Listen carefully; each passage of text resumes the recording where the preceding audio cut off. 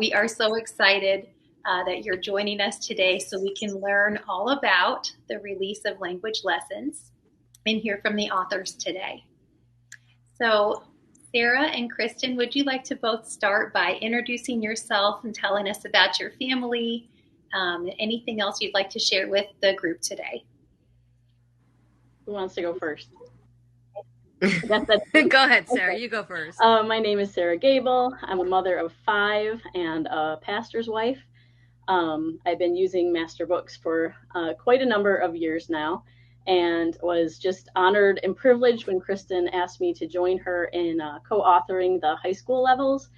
And I had no idea how much I was going to enjoy doing this. I'm super passionate about it and really happy to be talking about Language Lessons 11 today, which I can't wait to actually have the printed copy in my hands because I'm a paper person. I get that. I am super excited as well, not only because Sarah and I have worked together on it very hard, but also I am down to homeschooling just one this year, and he's going into 11th grade. So it's very good timing for my family. And of course, many of you know me already. I have 9 kids, and a bunch of them are married, so we have a bunch of grandkids, and it's been a long road getting to here. We started off, early with I think we started with level 2, and then went back and did level 1.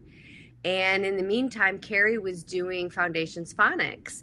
And while I was writing those early levels, I ended up going through cancer treatment. And so a bunch of those lower levels, it really just kept me going because I couldn't just lay around every day and think about cancer. And it was just an amazing thing to see all of our users just praying and coming together. And, the little ones just praying for me just really touched my heart. And of course, we got through level 6, and we had lots of requests to go higher. And I asked Rachel Smith to help me with levels 7 and 8. And Sarah, who I've known for a very long time, I was actually expecting Carrie, and Randy and I were chaperoning Sarah and her husband, of course they weren't married then, to a fun event through our church. And so anyhow, that's kind of our backstory. And Sarah has done a fabulous job. And starting with level 10, while I was caretaking from my mom, she really stepped in and took not only my vision for the language lesson series, but really took the lion's share of the work. And so she's been continuing on with 11, and then soon to be 12 she's working on already. And of course, I'm reviewing everything and we're working together, but she now is doing the lion's share of the work, and it's just been a real blessing. And so I'm super excited about level 11. And just a little tidbit, I am working on Practice Makes Polish 3. Level 2 is on its way to the printer, and I think if it's not, it will be shortly. And so we just have a lot that we're working on. My daughter Carrie's working on the Academy course for level 2, and Sarah will also be working on some of these projects as well as soon as we get through level 12. So a lot of fun things in store for the language lesson series as a whole. So exciting. Yes, Practice Makes Polish 2 is now available in digital, masterbooks.com, and the physical is expected in early September. So we're very excited to see not only the extension and other releases of the entire series, but also to see these other special additions like the Academy courses and the practice books to join the ranks to make the series even more amazing than it already is. So that is really exciting. So we'll go ahead and get started with a few questions today. Sarah, could you explain the progression in the high school levels so far, what we have from 9 to 11, with what a 9th grade student is expected to start with, where they move into with 10th, and then where they would be with 11th? Yeah, I wrote myself a couple notes because I'm writing level 12. I've been focused on level 11 and looking back at 9 and 10. And so they kind of all, right, Kristen, all the levels, like which level did I put that in?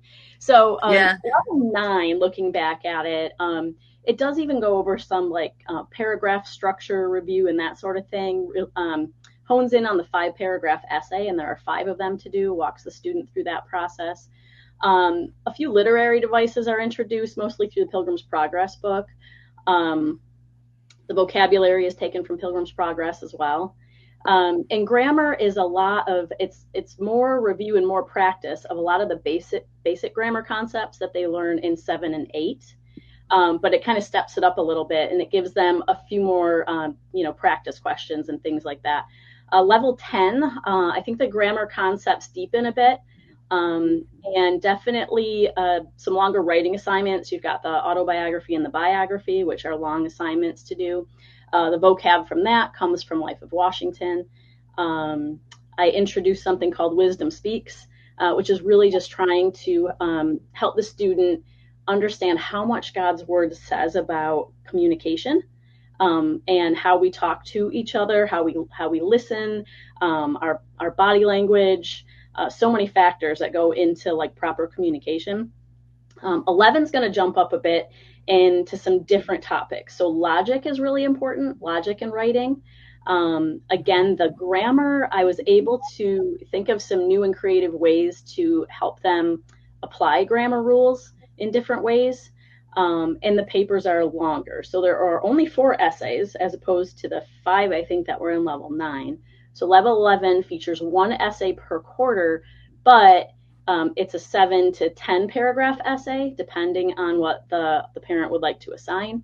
And there are worksheets in the back, and they're kind of really walked through the process. It's not so much about the number of essays they're going to write, but rather focusing really on the quality and the steps to writing. Just like in math, sometimes kids will want to be like, oh, I can look at that equation and I can come up with the answer in my head. And they don't want to write out their work. But what happens is then they get into a higher level problem, bigger numbers, and now they don't remember the process of how to get that answer. So it's kind of similar with writing. So I really stress that they follow the steps, in the logical process of coming up with an essay. So that's a bit of the progression. And then level 12 is going to be different in a lot of ways, but maybe I'll hold off on that. That's just a teaser. Well, now we all want to know, but let's stay focused. You're right. Kristen, would you like to add anything to what you see in the progression of levels 9 through 11? Yeah, I mean, I think what our goal is to take students from a process where in 9th they're really solidifying their writing skills, and then they're kind of jumping off the diving board in 10 through 12, where they're just really refining those longer passages and being able to look at something, analyze it, and then putting it to paper. And so all along the way, of course, they are getting inundated with God's word, the importance of communication on every level. So there's some oral reporting, there's some things like that woven through, there's communication tips that factor into all of life, not just the writing process. Plus, they're going to be reading. While some of them have the required books, we also want families to be adding wholesome literature of their choosing. That's actually a built-in component of the entire series. It's not supplementing. It's actually part of the program. So we want parents to select the reading material that is challenging to the student, but not overwhelming, topics that are of interest, or that the family really just wants to hone in on that year. And so that's really an important component, and they're going to continue that process all the way through level 12, which I think is a really important thing for families to keep in mind and to prepare for as they're beginning each level, to utilize the resources in the back of the book where they can jot down the books that they want to cover. They can check them off. And I love the addition where the student gets to rate the books. That was Sarah's idea. And eventually I'd like to go back through and redo the younger versions of that so that they can, at every single level rate those books. Sounds so great. Thank you. I know I'm seeing lots of comments coming in, and I'm so thankful for all of you being here and interacting in the comments. We do have moderators in the comments that can help answer your questions if we're not able to get to them all here. Let's see, Kristen, would you be willing to break down what a typical week might look like in the language lessons series, whether that be lower elementary, middle school, or the high school level, just kind of in general? Sure. The general pattern is always going to stay the same, no matter what level you're doing. But the content is going to be a little bit different. And so on day one, you're always going to have a special feature. That might be a picture study. It might be an excerpt from a book. It might be scripture. It could be a poem, all sorts of rich literature and reading and visual things to analyze. And that really gets creativity going before they jump into the actual nuts and bolts of writing and communication. And so they're going to study vocabulary that day as well, particularly at the high school levels. They're going to be jumping into some books, and it's really important that they understand the vocabulary before they begin to read those passages. And so that's where we're going to focus on that vocabulary at the very beginning of the week. Not to mention, some students are preparing to take their SATs or ACTs or other college exams. And so we want them to understand vocabulary for those tests as well. And so that's a really fun way just to start off the week. The next day focuses on the nuts and bolts of grammar and punctuation. Again, before they begin to really write, we want them to be reminded of some of these more practical things that they can apply to their writing later in the week. The third day is the communication day. Now, communication can be actual writing. It can be giving a speech. There's all sorts of ways that the student is going to work with communication on that third day. And then on the fourth day, in the high school levels, they're focusing on worldview and literary analysis. In the lower levels, it tends to be more application of their writing skills. And so with the worldview, they're going to get in level 9, for example, they're going to be studying a lot of the theological ideas that they're going to learn in Pilgrim's Progress, and they're going to be analyzing those things.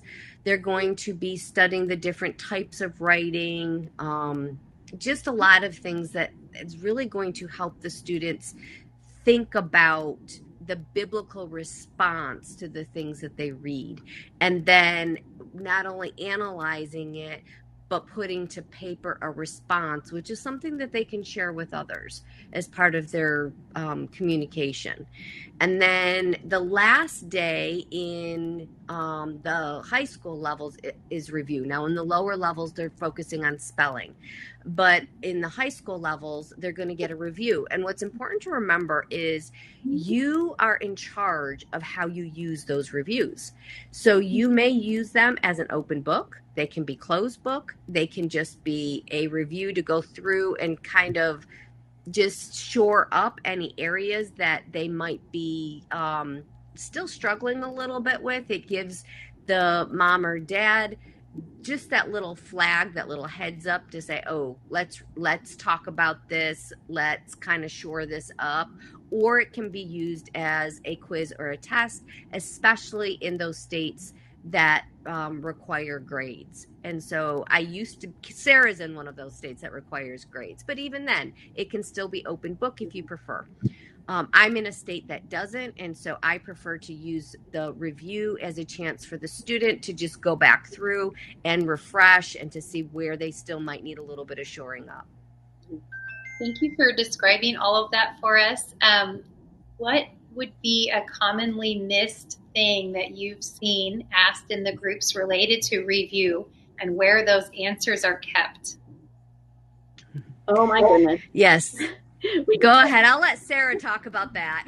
we get that question a lot. And some parents are really happy that the review key is separated, and some find it frustrating. But it's really important that it's separated, because there are situations where the parent does not want a test key or a quiz key right in the student's workbook. So by separating the review answer keys into they're actually just located right behind the regular answer key. It allows the instructor to take those keys out and keep them in their mom binder or wherever they want to keep them in order to use them as more of a quiz or a test. So that's why it's done that way. Thank you. So how does Language Lessons 11 prepare students for college writing level and communication for college-bound students? All right, so I really wanted to focus on logic and writing in level 11. And the way that came about was I noticed just a great increase in one of my son's writing and thinking abilities after they took the Master Books Logic course. And I just thought, that's so important when it comes to writing essays. You can be grammatically perfect, your writing can be nice and neat, or your typing can be perfect. It can be very flowery essay, but if it's not logical, then it doesn't have value, right? So just teaching students about logical fallacies, what to avoid, how not to argue for something, how to argue for something. I pull in a lot of scripture because the apostles learned how to speak persuasively and to write persuasively. And so it's such an important component, even in our walk with Christ and the Great Commission that we are to carry out, that we can learn how to persuade people.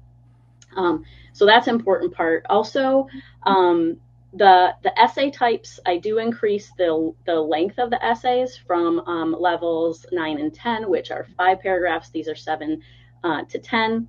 Also, they do a book review. I thought that was important because it's to be able to read a book and have an opinion about it.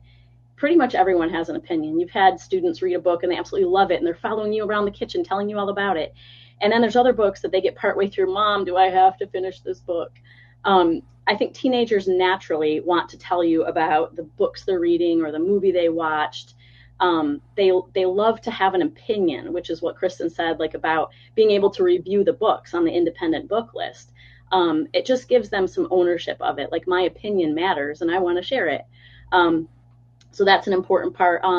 There's also literary devices that are taught, and I love this. I'll get into it more. There's a question later on.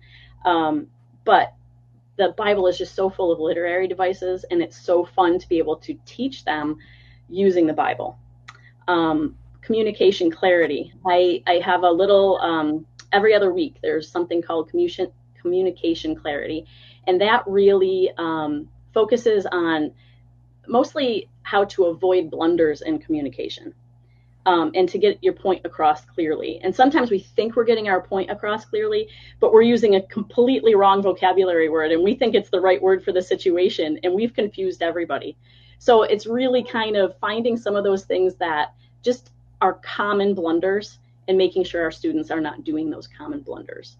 The oral presentations are important, that our students learn how to speak in front of people, and I give a lot of leeway to the instructors with those. I allow for the student and the instructor to determine the audience, because we have such a range of children. I have some of my boys who would so shut down emotionally and curl into a ball if I asked them to give an oral presentation at church. But I've had other kids who are like, give me the microphone. So stretch your child with the audience that you choose without, crushing them and making it such a weight that they can't handle it. So we want to just kind of like push them a little bit at a time. And each level has oral presentation opportunities. So you can kind of think of it that way. In level 9, I'll have them do this. In level 10, we're going to raise it a little bit. In level 11 and level 12, and you can kind of keep moving up as far as their public speaking. The other thing is time management. I know some people would love to see some sort of like due date on the essay assignments, but I think that having students work on a project over a period of 3 or 4 weeks helps them, I think, to be thinking ahead. Like, yes, this isn't due for 4 weeks, but I need to start the entire essay like the day before it's due. So giving them a little bit of responsibility, because, whether they're in college or they are in the workforce, typically they're not going to have their professor or their boss constantly reminding them of when something is due. So that's just an important skill, I think, that prepares them for college, workplace, and beyond. Yes, I can relate to that as a parent of a high schooler. We used level 9 last year, and it was definitely a learning process for the student and for the parent. So now that I feel like our feet are a little bit wet with high school, we're ready to jump into level 10. And I feel like I'm going to manage it better for my student. And I feel like he's going to know what to expect because, like you said, it's written to not repeat, but to have a similar rhythm. And so he's getting really used to that. And I think that's really going to help him as he continues through high school. Kristen, can I ask you this question? Say a student is not college bound, how would you feel that the high school levels of language lessons would prepare a student for life and important parts of life that may not include college or higher level education? Well, I think that the prep is not, it's not a lot different. I mean, if you're college bound, yes, you're going to have to pass those tests to get into college and all of that. And you're going to have to be prepared to do a lot more writing. However, all of life is full of communication, whether it's written communication, whether it's speaking. We're preparing students to live a life of faith. And so we want them to learn about the Lord, learn about the world, and then be able to study scripture, study things about their faith from a variety of sources, whether it's directly from the Bible, whether it's from reading a book and realizing the book is in error, or realizing that the book really helped their faith grow. Either way, they will be able to take that information, really take it to the Lord, pray about it, and then be able to share it with other people. And so that's really a component that they're doing in college, where they're receiving information, they're analyzing it, they're writing about it, and then presenting it either before their class, talking about it, or handing in a paper. And so both things are really preparing them for life, whether they're going into college or whether they're going another route. And many of my children have decided to go a different route. They're all doing very well in life, but some of them are doing it a different way than going directly into college. Now, they could have gotten into college because they have an educational background in high school that will allow them to go into college. But they're also able to go into the workforce. They're able to communicate their ideas, whether they're sending an email off to a boss, whether they are sharing their faith with someone, whether they are communicating with coworkers, or training. Some of my adult children are in positions where they're having to train people. Well, they need communication skills to do that. And so, they've all taken different paths. Some of them are in ministry.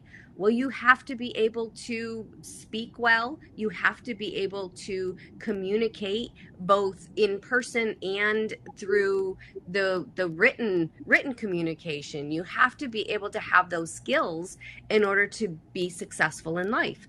And so I don't really view it as two different goals in life. Really, they're one and the same. And we want to create communicators. We want to create students who can read, analyze what they've read, and share it. And not just what they've read, but also what they've heard. Thank you for sharing that. I'm seeing in the comments a few questions that are related to choosing the right level for your high school student. How fluid would you say the levels are in the high school level? I can speak into that. I've got a son who completed level 8 last year. I'm actually jumping him to level 10. And the reason is just I know this child well enough to know that I think Pilgrim's Progress, because we've already read it as a family, we did the all-in-one Pilgrim's Progress, and I feel like to have him do it again, it's been a couple years, but still. So I feel like he is at a level where he can do level 10, and it features Life of Washington, and I just think he would enjoy the story of Life of Washington better than rereading Pilgrim's Progress. And I know that between 9 and 10, there is not this huge jump in the amount of writing or the grammar that would prohibit him from being able to accomplish level 10. So sometimes it's just about finding a good fit for your student, not necessarily picking a particular level, although there is an increase in difficulty.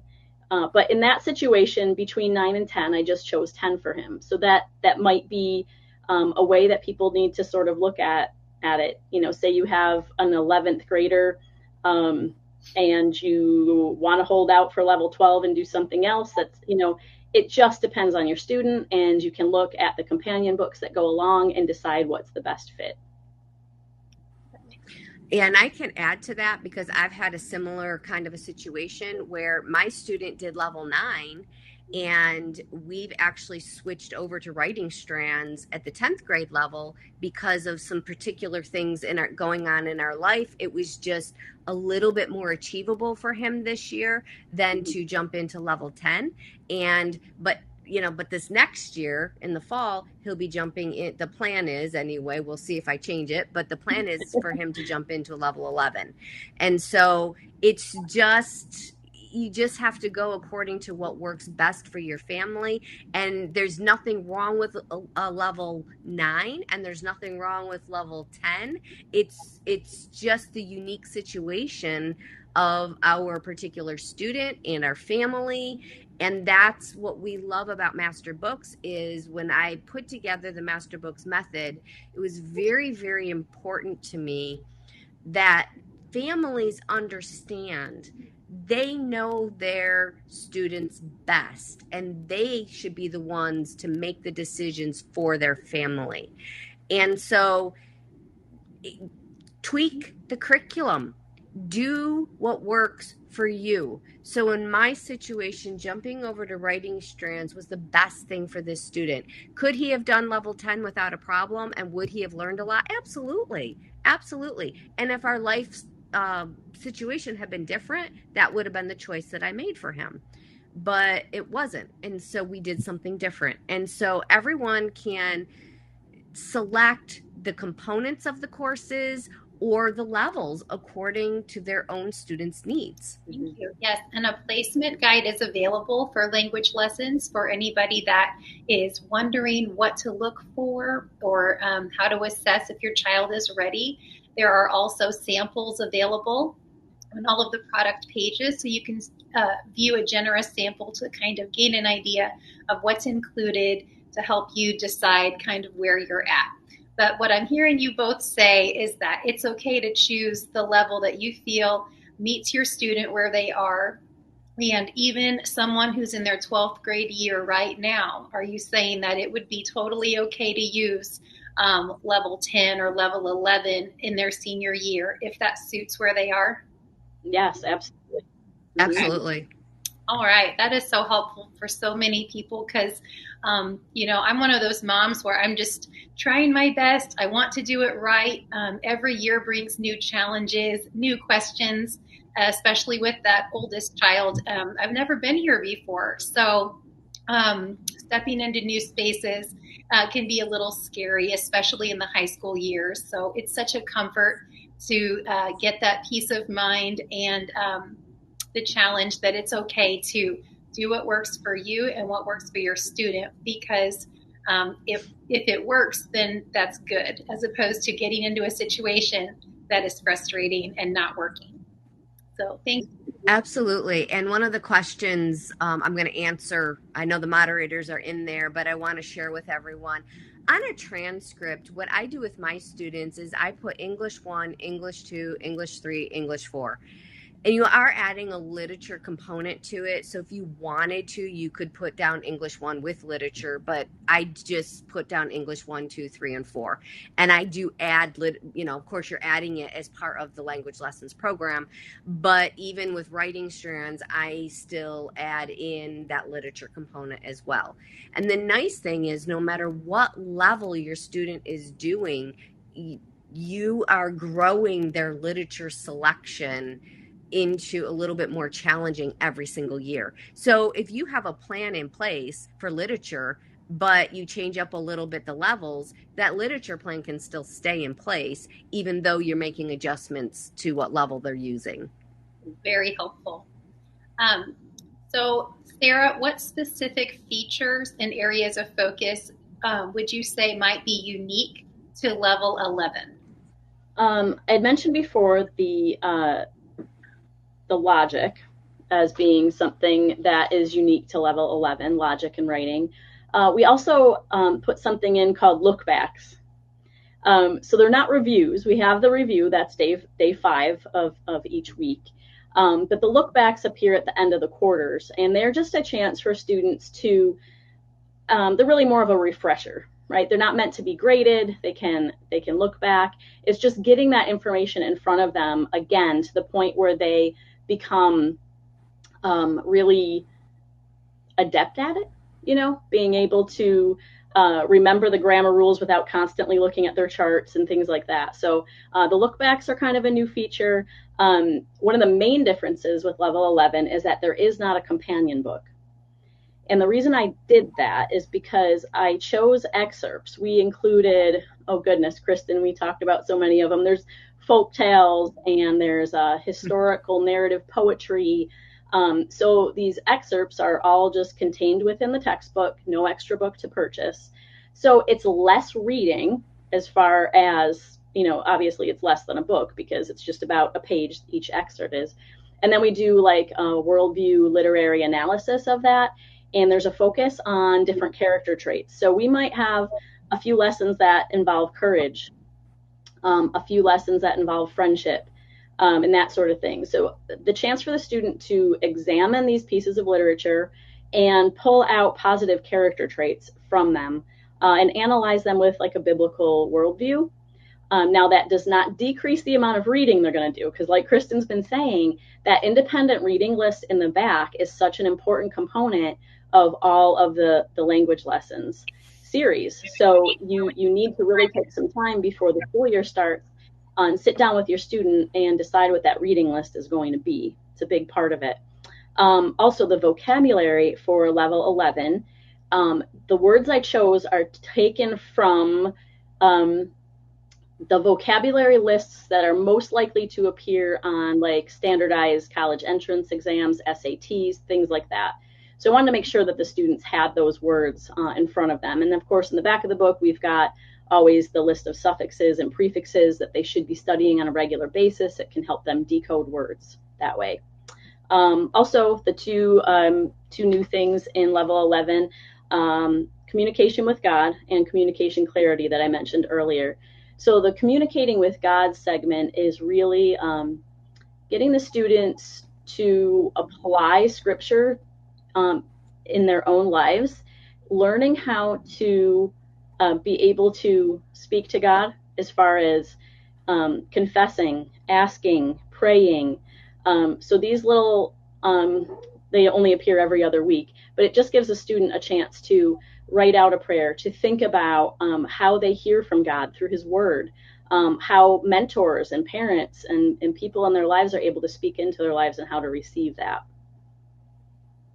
Thank you. Okay. Kristen, what was your favorite part to write and contribute to the high school level language lessons?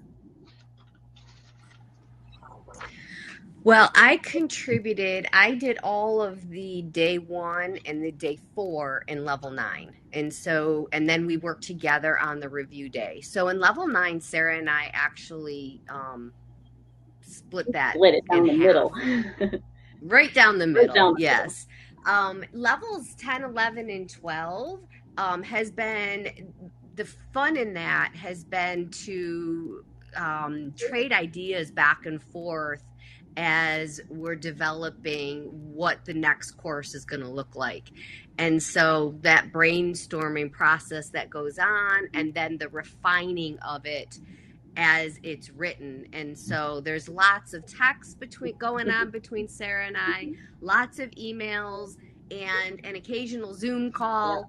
And so we just have a lot of fun just talking about our plans and then working to refine everything that's been put to paper. And then, of course, once the designer gets a hold of it and we see it actually put in it's not quite in print, but in a digital print and all laid out, we go through a whole other process of really honing down the details and just that ability for Sarah and I to communicate. So we are actually practicing what we're preaching in the language lessons. It's requiring us to have communication skills. And sometimes we disagree about things, and we have to come to a consensus about what's best for the customer. And in a lot of ways, we're applying the things that we're teaching through this process. And Sarah and I just have a lot of fun together with all of this, and we have a blast. I mean, we're just enjoying the process. And so, yeah, I mean, it's truly a labor of love for both of us, and we're just having fun. And each step of the way brings something a little bit different that we focus on and we change up. There's certain things that just might not work as it's being laid out, and we have to go to plan B. And it's kind of fun because we get to be creative. Mm-hmm. I tend to try to pack too much on a page, and then Kristen has to say, you got to take something out of here. But then I can say, hey, this is what's worked for me in the past. Yep. Why don't you try adjusting this, try adjusting that? And then she does, and then I might be able to give her a little tip, and we get it done. Yeah, we do. So let's talk about essays for a little bit. This may be personally a question, but I know a lot of people out there homeschooling high school, you get into those upper levels, and there are just a few areas of high school that can be intimidating, whether that be labs and science or that upper level math or things like that. But in the area of language, I think sometimes it can be challenging to oversee your student writing essays and making sure that they're meeting those requirements, if that may not be a strength of yours. So what would be your best tips for a student on writing those essay assignments? I would say number one, we've included rubrics in the back of the book. The student really, and in the assignment, I make sure I tell the students to do this, to please look over the rubrics before, because this is what you're going to be graded based on. Here are the expectations if you're looking for an A on this paper. Also to follow the steps, like I said before, just like with a math equation, that they are following the steps. It's really tempting, especially if you're a really good writer, to skip writing an outline, but yet it's so helpful in the writing process to keep your mind organized, especially on a 7 to 10 paragraph essay. If you just kind of wing it and start writing, it's not going to be as logical as if you really think this out and come up with an outline. So starting at level 10, we included worksheets in the back of the book. Instead of just like a template, each essay has its own set of worksheets. So really important that the student could even pull those out, staple them together. It should be 3 or 4 pages per essay that walks them through the process of writing their thesis statement and their outline, and through their first paragraph and then beyond. So also that the student writes about something they're interested in whenever possible. It's not always going to be possible. There are times, maybe if you're in college, you're just given the assignment and this is what you're stuck with, right? But I, whenever possible, just allow them to pick their own subject. They've got the framework, like this is going to be, a critical essay, but they get to choose the topic. And I think when a student can write about horses and they love horses, that's awesome. We want them to enjoy the writing process. We want them to gain confidence in the writing process. So just super important that as a parent, you are steering them toward following the steps. it might feel painful or unnecessary, but it is so helpful in the end. And I think once they do that a few times, they're going to see the value in it.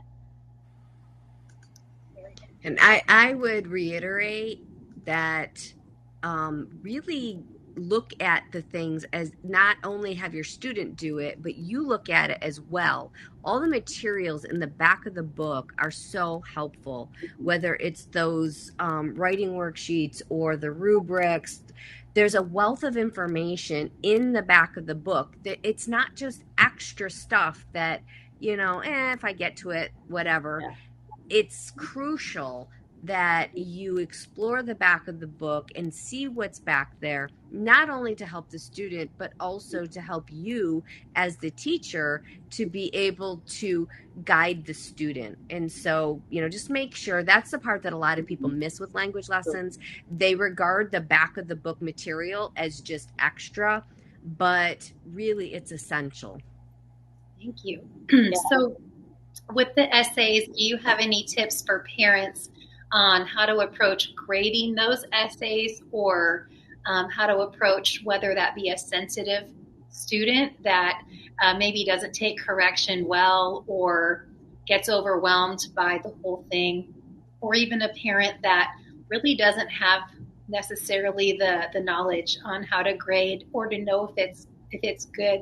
How could a parent approach grading an essay and feel like they're competent and able to do that well? The rubrics are really good. I was going to say the rubrics, a tip I would give is for the parent to get familiar with the rubric before the student even starts writing the essay. So beginning of the school year, hey, let me know when you begin an essay project. I would like to see what the rubric is suggesting. And that way, as your student is asking for advice, maybe as they're writing, you already know what's expected for that essay, what we're looking for to get that A that they might want. So looking at it before is important, helping your student along, and then obviously using it as a grading tool at the end. Also, using AI to help with the grammar. If your student has typed out their essay and you're able to run it through spell checker or a grammar program that would point out maybe some things that you are unfamiliar with, if you're not the best when it comes to grammar and writing, that's a helpful tool. And then also just praise your student for the effort they put forth. Praise them, even if it's hard to find something in this essay to praise them for. Find something good in it and be able to build upon that. Like, you are so good at descriptive writing. It's just amazing. Could you write a descriptive paragraph about the essay you just wrote? But you know what? There's this little part here that doesn't seem really logical to me. What do you think about that? Is there any way we could reword that? Just keeping a really positive attitude about it goes a long way. And also remember this. I have several friends and family members who are public school teachers or were public school teachers and retired early and are homeschooling their children. But they will tell you when it comes to like essays and a lot that has to do with language arts, it's very subjective. A teacher is grading an essay based on a lot of things. A teacher may grade an essay based on, this is fantastic for this student to come up with this because they struggle in writing, or they struggle with logical thinking, or and like, this is really good work for them.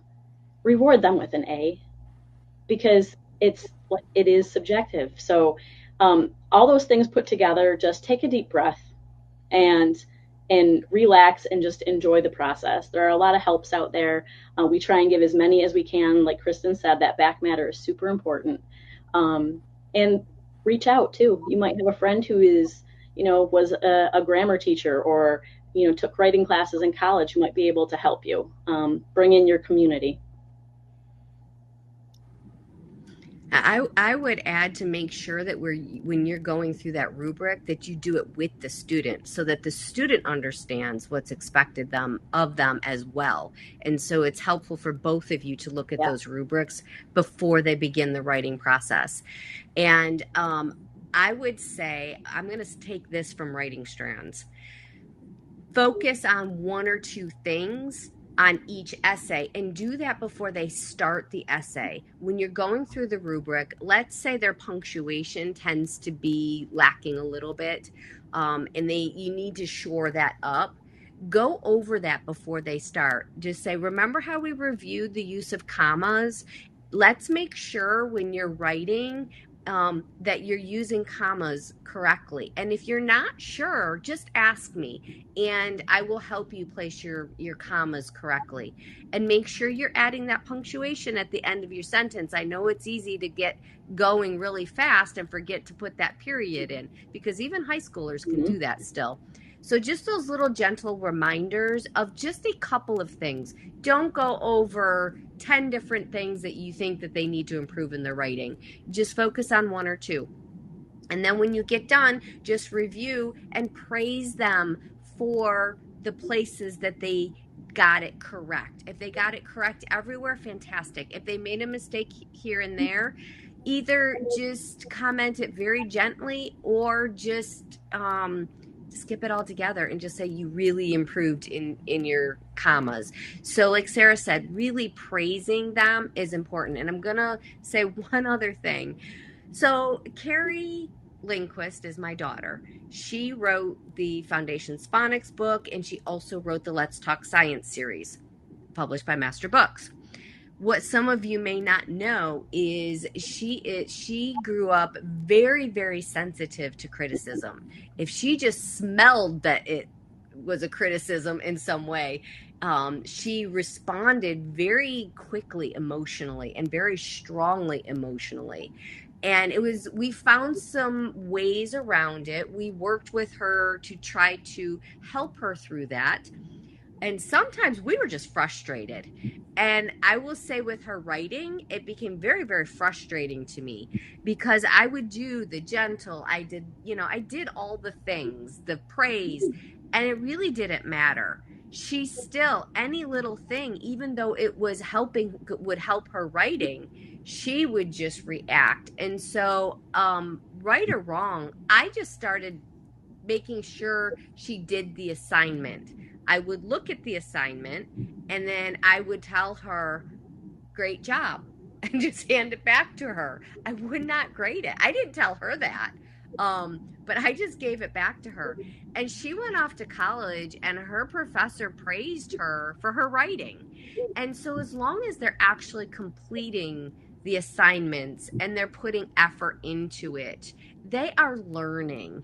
And so we can take the stress and the pressure off of ourselves to understand that it's going to be okay. It really is. They are learning and they're going to get into adulthood. And you know what? If they don't learn anything, when they get into adulthood and they get a boss that says, I don't even know what you were saying, they're going to be figuring out how to write well real quick. And so sometimes they just need that little bit of a reason to learn the material. And they're going to remember, oh, yeah, and they may even grab a grammar book and brush up on it. And so, yeah, just try to relax. Like Sarah said, take a deep breath. It's going to be okay. That's right. I would add one more thing about the grading, too. We're going to keep talking about this. So in level 9, we teach the Chicago style for works cited. Then in level 10 is MLA. And level 11 teaches the APA style. I would not recommend that you factor that into a student's grade for their essay. This is them practicing, them understanding what it is to do research and citation. The only thing I would factor in is, like, if they're required to have 2 outside sources of information included in the essay, that they actually have those 2 in the essay. But because they missed a period or a comma or something like that on the works cited page, I would not recommend, taking points off of an essay for something like that. And I would stress the fact that they are just working with the material. If they go on to college, their professor will decide which type of citation that they want, and they usually cover that pretty thoroughly. And so, yeah, this is just for them to have a familiarity with it. Yeah. And even if they're not going off to college, it's still important for them to recognize it. There's sometimes we have surprising things in life where we have to cite something. Very helpful. Yes, this series just feels like such a gift for the high school students that you know and love the students that are going to be taking these courses because you have raised kids, are raising kids, and do homeschool. So it just feels like a gift to the homeschooling parent and to the students that are going to be using these courses to give them success and give them tools for communication in life and not to stress all of these components of it necessarily, but to do their best and to look to the future at where they're headed, and that these are tools to help them move forward to the next step without feeling the need to be perfect. For sure. All right. Is there anything that you would like to add to our discussion today, or anything you feel that we have not covered based upon what you've seen in our community groups or questions that anyone has asked you? I do have something. I actually decided to be a student, and I went through, it was actually lesson 6 of language lessons 11. I went through and I did every exercise, and I timed myself because I just wanted to see if I do everything on this page, how long is it going to take me to do it? And what I realized in this is there's definitely variation. Now, of course, I might go through it a lot faster than your average 11th grader would go through it. But the main thing that I realized in doing it was that that independent reading list is such a part of this course, of all of the high school courses, that I would suggest you kind of have your student pay attention to how long. So the very first exercise took me 16 minutes and 14 seconds. So what that should mean to me as a student is that I should go read my independent reading list for about 45 minutes. Or if there's a companion book, then I should get out my companion book that goes with the course, and I should read my reading for that week. Because there's going to be variation between the different exercises. Obviously, our communication, I'm looking at them all over here, which is why I keep doing it. I've got all my little times down for how long it took me. Now, that particular week, the communication day was 65 minutes because it was writing an outline for an essay. So there's going to be variation in the amount of time that your student spends each day. So don't think, oh, it's not enough. My child was done in 16 minutes. Well, there's back matter stuff that they might be needing to study. There's maybe scripture memory that they could be working on. There's their independent reading list. There's, essay projects. There's a lot of stuff that could be getting done. So if your student is done way too quick, you might want to check and make sure they're actually doing everything that they're supposed to be doing in the course and doing their reading, of course. Very good tip.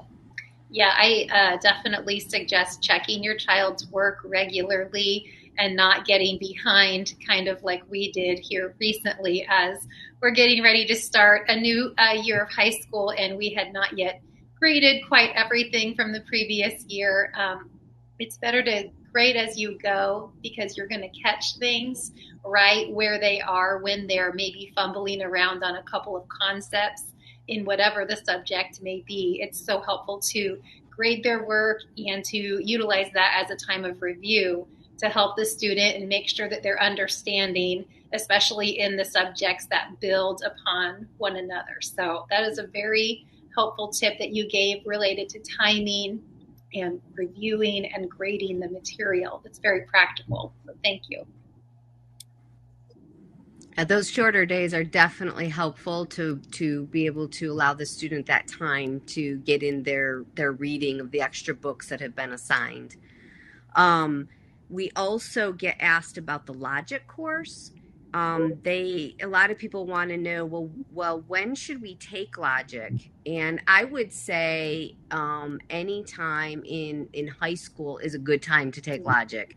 I absolutely love the Master Books logic course. Before Master Books created this logic course, I had used a lot of other logic courses with my students. And when I got the manuscript to review of from Jason Lyle, I was so excited. It is my absolute favorite and only logic course that I use with my family now. So I would say use it anytime in high school. If you can use it before level 11, I think that's fantastic. If you have not used it yet with your student, go ahead and use it for level 11 or in 12th grade, either way. But I definitely highly recommend it, but you don't have to use it in 11th grade if they've already taken it. And I think that it's a good idea, if you can, to have them take it in 9th or 10th, and then 11th in language lessons just becomes that little bit of review and some really good application. But you're not going to spoil anything by having them take it in 11th or even in 12th. So if you take it in 12th, well, language lessons has introduced the topic to them, which is fantastic. The other question that we get a lot of are the reading lists. And so in the back of the books, there's the list of master books.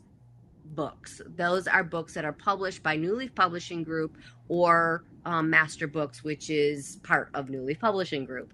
So go ahead and look there if you're looking for books published by Master Books. If you're looking for other books, you're going to have to check with your friends. You're going to have to check your bookshelves. You're going to have to, check online.